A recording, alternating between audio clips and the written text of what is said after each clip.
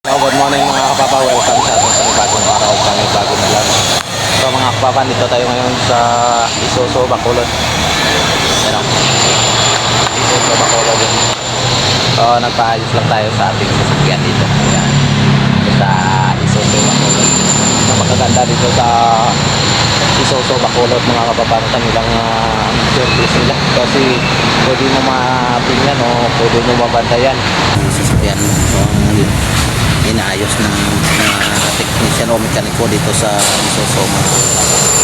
So ito po ang sa loob ng shop nila dito mga kapapa. Ito po ang pinapaayos ko na sasakyan, itong naka-lifter po. Ayan, tingnan nyo ang paligid dito sa loob ng shop ng Isuzu mga kapapa. Ayan, napagkaganda, no? Pwede kang makabantay sa inaayos sa sasakyan dito. Di tulad ng ibang mga sasakyan na bangkasa na hindi mo pwede mabantayan yung sasakyan mo. At ito ang makaganda dito.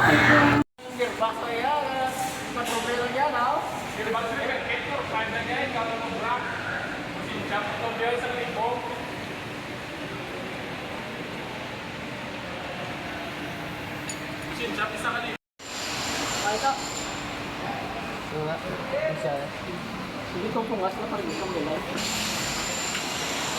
Pungas na. Tuloy ko lang natin ano. Labaw? Walang ari juga. Ay, kumod na daw. Ano? Ano? Ano?